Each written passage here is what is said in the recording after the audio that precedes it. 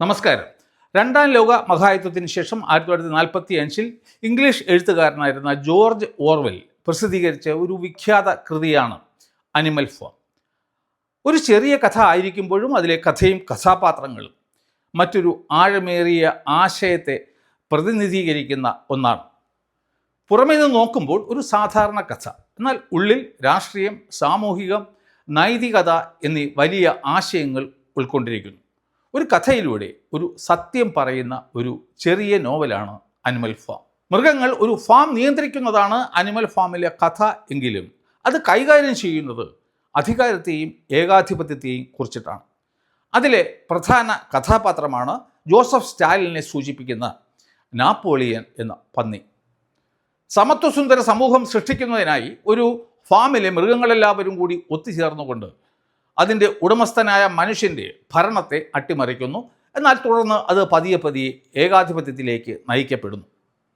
Socialism നടപ്പിലാക്കുന്നതിനായി sir ചക്രവർത്തിയായിരുന്ന Nicholas രണ്ടാമനെ അട്ടിമറിക്കുന്ന Russian വിപ്ലവത്തെക്കുറിച്ചിട്ടും അതിനുശേഷം Joseph സ്റ്റാലിൻ്റെ നേതൃത്വത്തിൽ റഷ്യയിൽ നടന്ന സംഭവങ്ങളെയും ആ ബുക്കിൽ സിംബോളിക്കായിട്ട് ചിത്രീകരിക്കുന്നു. വിപ്ലവാനന്തരം ഏകാധിപതിയായിരുന്ന ജോസഫ് സ്റ്റാലിനെയാണ് അതിൽ വിമർശിക്കുന്നത്. സ്വാതന്ത്ര്യത്തിന് ശേഷം കേരളത്തിൽ അടിയന്തരാവസ്ഥയ്ക്ക് ശേഷമുള്ള ഏറ്റവും ഇരുണ്ട 10 വർഷത്തിൻ്റെ ഒരു യുഗമാണ് അസ്തമിച്ചിരിക്കുന്നത്.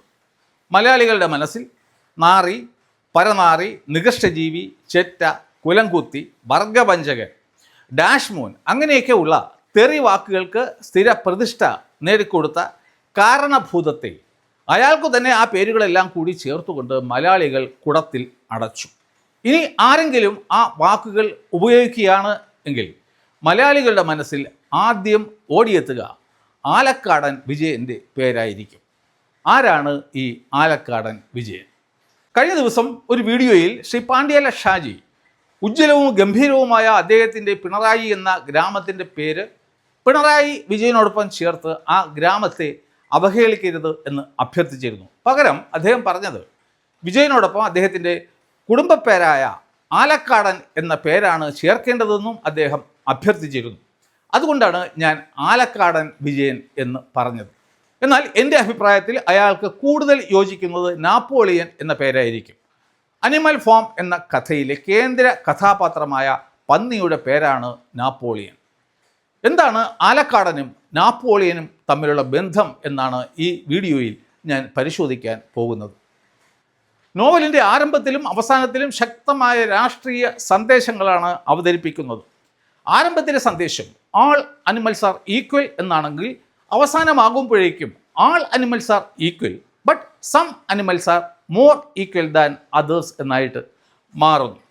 അതിൽ നിന്നും ഈ ഗ്രന്ഥകർത്താവ് പറയാൻ ശ്രമിക്കുന്നത് അധികാരം ഏതെങ്കിലും വ്യക്തികളുടെ കയ്യിൽ കേന്ദ്രീകരിക്കപ്പെടുകയാണെങ്കിൽ എങ്ങനെയാണ് വിപ്ലവത്തിൻ്റെ ആശയങ്ങൾ നഷ്ടമാകുന്നത് എന്നാണ്. ഇത് കേവലം മൃഗങ്ങളെക്കുറിച്ചിട്ടുള്ള ഒരു കഥയല്ല, മറിച്ച് രാഷ്ട്രീയത്തെയും അധികാരത്തെയും മനുഷ്യ സമൂഹത്തെയും കുറിച്ചിട്ടുള്ള ശക്തമായ വിമർശനം ആണ്. റഷ്യൻ വിപ്ലവത്തെയും തുടർന്നുണ്ടായ ജോസഫ് സ്റ്റാലിൻ്റെ ഏകാധിപത്യ ഭരണത്തെയും വിമർശിക്കാൻ വേണ്ടിയിട്ടാണ് ജോർജ് ഓർവെൽ അനിമൽ ഫാം എഴുതിയത്. ഏകാധിപത്യം, അധികാര ദുർവിനിയോഗം, പ്രചാരണ രാഷ്ട്രീയം, ഏകാധിപതി ജനങ്ങളെ എങ്ങനെയൊക്കെയാണ് നിയന്ത്രിക്കുന്നത്, ഈ ജനങ്ങളുടെ നന്മയ്ക്കെന്ന് പറഞ്ഞ് തുടങ്ങുന്ന വിപ്ലവങ്ങൾ എങ്ങനെയാണ് അവസാനം വഴിതെറ്റുന്നത് എന്നതൊക്കെയാണ് ആ നോവലിലെ പ്രധാന ആശയങ്ങൾ. ഭരണകൂടം പൗരന്മാരുടെ മേൽ എല്ലാവിധ നിയന്ത്രണങ്ങളും ഏർപ്പെടുത്തുന്നതാണ് സമഗ്രാധിപത്യം. അവിടെ രാഷ്ട്രീയത്തെ മാത്രമല്ല, ജനങ്ങളുടെ വാക്കുകളെയും ചിന്തകളെയും പ്രവൃത്തികളെയും മാധ്യമങ്ങളെയും ജനങ്ങളുടെ മതവിശ്വാസത്തെ വരെ അത് നിയന്ത്രിക്കുന്നു. പ്രതിപക്ഷത്തിന് അവിടെ ഒരു സ്ഥാനവുമില്ല. മാധ്യമങ്ങളിലൂടെ എപ്പോഴും പ്രോപ്പഗണ്ടകൾ പ്രചരിപ്പിച്ചുകൊണ്ടേയിരിക്കും. പൗരന്മാരെ എപ്പോഴും ഭരണകൂടം നിരീക്ഷിച്ചുകൊണ്ടേയിരിക്കുന്നു. പൗരന്മാർ എപ്പോഴും ഭരണകൂടത്തിന് വിധേയരായിരിക്കണം.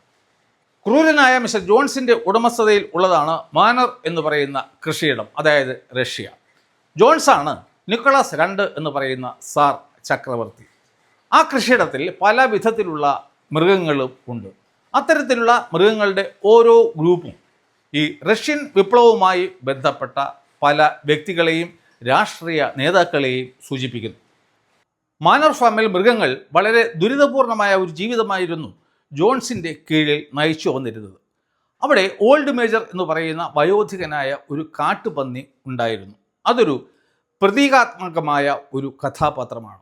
അത് പ്രതിനിധീകരിക്കുന്നത് പ്രധാനമായിട്ടും കാറൽ മാക്സിനെയും ഭാഗികമായി ലെനിനെയും ആണ്. അവൻ ഒരു ദിവസം എല്ലാ മൃഗങ്ങളെയും വിളിച്ചുകൂട്ടി അവരുടെ മുന്നിൽ ഒരു പ്രസംഗം നടത്തുന്നു. അവൻ അവർക്ക് സമത്വവും ചൂഷണം ഇല്ലാത്തതുമായ ഒരു സ്വപ്ന ലോകം അവരുടെ മുന്നിൽ അവതരിപ്പിക്കുന്നു. അവരെ കൊണ്ട് സ്വപ്നം കാണിപ്പിക്കുന്നു. അതാണ് പിന്നീട് അനിമലിസം എന്ന ആശയമായി മാറുന്നത്. യഥാർത്ഥ ലോകത്തിലെ കമ്മ്യൂണിസ്റ്റ് ചിന്താധാരയെയാണ് അനിമലിസം പ്രതിനിധീകരിക്കുന്നത്. കൃഷിയിടത്തിൻ്റെ ഉടമസ്ഥനും മനുഷ്യനുമായ ജോൺസാണ് അവരുടെ എല്ലാ പ്രശ്നങ്ങൾക്കും കാരണമെന്നും, അതായത് സാർ ചക്രവർത്തി.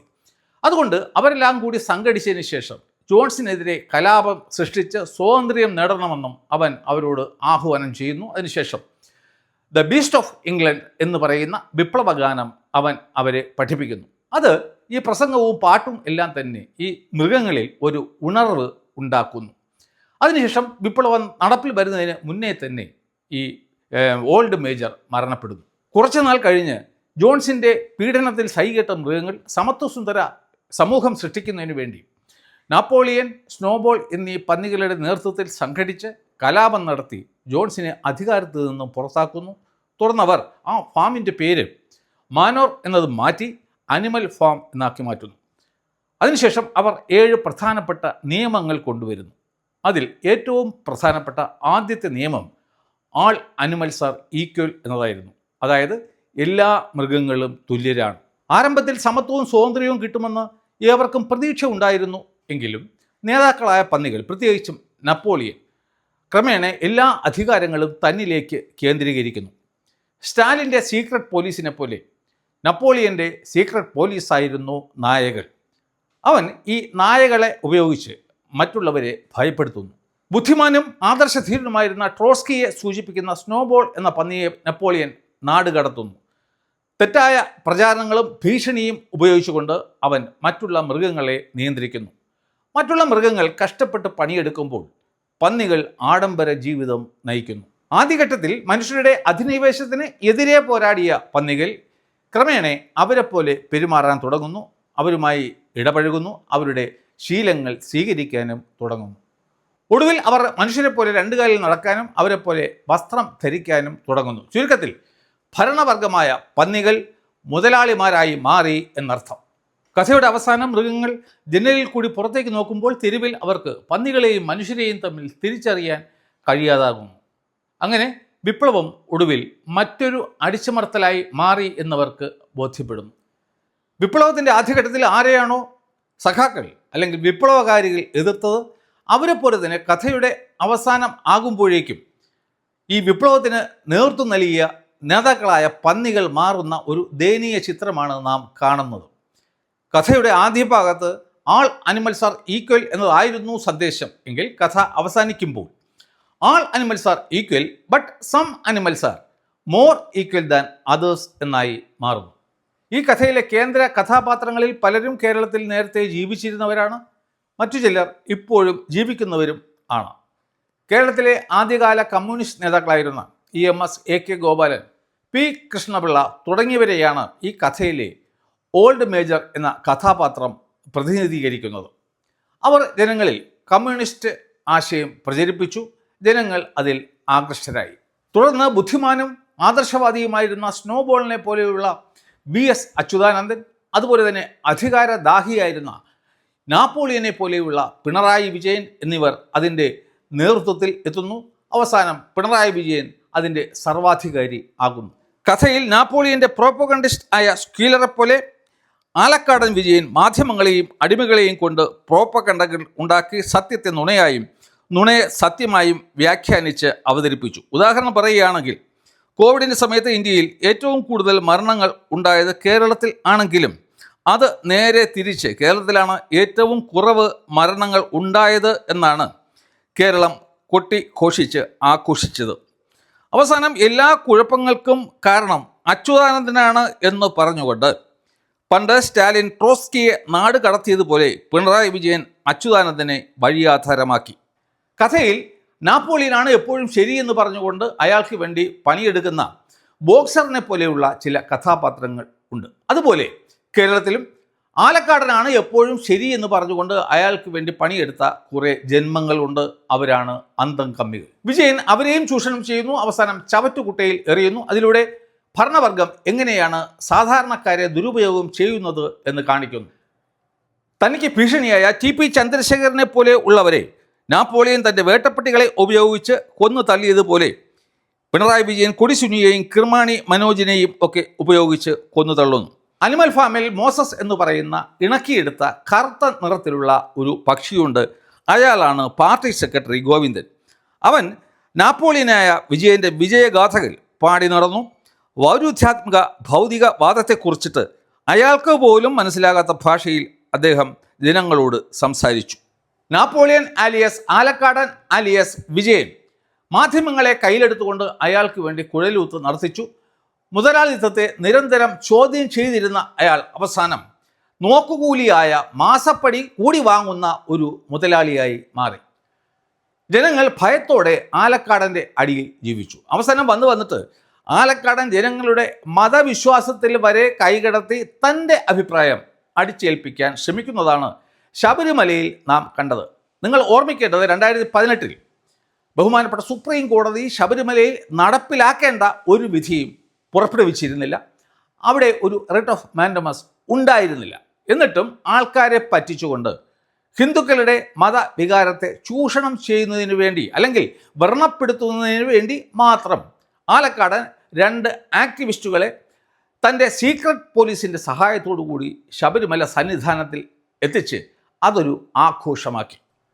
എനിക്ക് മിസ്റ്റർ ആലക്കാടനോട് പറയാനുള്ളത്, താങ്കളുടെ നവോത്ഥാനം ശബരിമലയിൽ ഒരിക്കലും തന്നെ നടപ്പിലാക്കാൻ സാധിക്കില്ല. അതായത് എന്നെങ്കിലും ശബരിമല കേസിൻ്റെ റിവ്യൂ വാദം 5-അംഗ ബെഞ്ച് കേൾക്കുമ്പോൾ ഒരിക്കലും തന്നെ ആ ബെഞ്ച് ശബരിമലയിൽ 10-നും 50-നും ഇടയ്ക്ക് പ്രായമുള്ള സ്ത്രീകളുടെ പ്രവേശനം അനുവദിക്കാൻ പോകുന്നില്ല എന്ന് ഒരുപക്ഷെ കേരളത്തിൽ ആദ്യമായിട്ട് ഞാൻ പറയുകയാണ്. ഇതായിരിക്കും ഭാവിയിൽ സുപ്രീം കോടതിയിൽ നിന്നും വരാൻ പോകുന്ന വിധി. നേരത്തെയുള്ള വിധി ബഹുമാനപ്പെട്ട സുപ്രീം കോടതി പുനഃപരിശോധിക്കുകയും 10-നും 50-നും ഇടയ്ക്ക് പ്രായമുള്ള സ്ത്രീകളുടെ പ്രവേശനം ശബരിമലയിൽ നിരോധിക്കുകയും ചെയ്യും. തനിക്കെതിരെ ശബ്ദിക്കുന്നവരെ ഇല്ലാതാക്കുക എന്നുള്ളതാണ് ആലക്കാടൻ വിജയൻ്റെ ഏറ്റവും ആദ്യത്തെ ലക്ഷ്യം. അതിനുള്ള കാരണമാണ് ഒരു കാരണവും ഇല്ലാതെ മറുനാടൻ മലയാളി ഷാജൻ സ്കറിയെ 30ഓളം കള്ളക്കേസുകൾ ചാർത്തി അയാളെ ജയിലിൽ അടയ്ക്കാൻ ശ്രമിച്ചത്. ആലക്കാടൻ വിജയൻ കേരളത്തിലെ ജനങ്ങളെ കൃമികീടങ്ങളായിട്ടാണ് കണ്ടിരുന്നത്. അതിനുള്ള ഉദാഹരണമാണ് അയാൾക്കെതിരെ കരിങ്കൊടിയുമായി കുറച്ച് യുവാക്കൾ പ്രതിഷേധിച്ച അവസരത്തിൽ അയാളുടെ സീക്രട്ട് പോലീസ് ചട്ടിയെടുത്തിട്ട് അവരുടെ തല അടിച്ചു പൊളിച്ചു.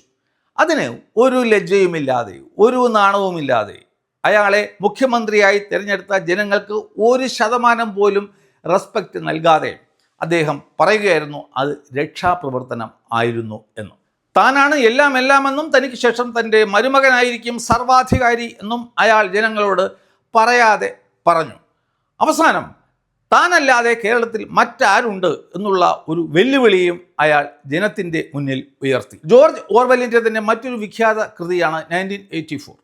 അതിലുള്ള ബിഗ് ബ്രദറിനെ സൂചിപ്പിക്കുന്നത് പോലെ ജനങ്ങളുടെ നികുതിപ്പണം എടുത്തുകൊണ്ട് പിണറായി വിജയൻ തൻ്റെ വലിയ വലിയ ഹോർഡിങ്സ് കേരളത്തിൽ അങ്ങ് മുതൽ ഇങ്ങോളം വരെ നിരത്തി വച്ചു. ജനങ്ങളെ ഭീഷണിപ്പെടുത്തി. അയാൾ ചോദിച്ചു ഞാനല്ലാതെ മറ്റാരുണ്ട് എന്ന്. എന്നാൽ അവസാനം അയാൾക്ക് ഇന്ത്യൻ ഭരണഘടനയുടെ മുന്നിൽ മുട്ടുകുത്തേണ്ടി വന്നു. കാരണം അതിൻ പ്രകാരം എല്ലാ 5 വർഷം കൂടുമ്പോഴും ഇലക്ഷൻ നടത്തിയേ പറ്റൂ. അങ്ങനെയാണ് ഇപ്പോൾ ഇലക്ഷൻ നടന്നതും അയാളോട് വീട്ടിൽ പോയിരിക്കാൻ ജനങ്ങൾ ആജ്ഞാപിച്ചതും. ഒരുപക്ഷെ ഈ ഒരു ഭരണഘടന ഇല്ലാതിരുന്നു എങ്കിൽ ഈ ആലക്കാടൻ കേരളത്തിൽ മറ്റെന്തെല്ലാം കാട്ടിക്കൂട്ടുമായിരുന്നു എന്ന് ഒന്ന് ആലോചിച്ച് നോക്കുക. ആലക്കാടൻ വിജയൻ്റെ പടിയിറക്കം കേരള ചരിത്രത്തിൻ്റെ മാത്രമല്ല മറിച്ച് ഇന്ത്യ ചരിത്രത്തിലെ തന്നെ ഒരു നാഴികക്കല്ലായിരിക്കും. കാരണം ഇന്ത്യയിലെ സോ കോൾഡ് കമ്മ്യൂണിസ്റ്റ് പ്രസ്ഥാനങ്ങളുടെ അവസാനത്തിൻ്റെ ആരംഭമായിരുന്നു അത് എന്ന് കാലം തെളിയിക്കും. ഇപ്പോൾ CPM അവരുടെ പരാജയത്തിൻ്റെ കാരണം എന്താണ് എന്നുള്ള പഠനം നടത്താൻ പോവുകയാണെന്ന് കേട്ടു. MA ബേബി പറയുന്നു, അതുപോലെ തന്നെ ഗോവിന്ദൻ മാസ്റ്റർ പറയുന്നു.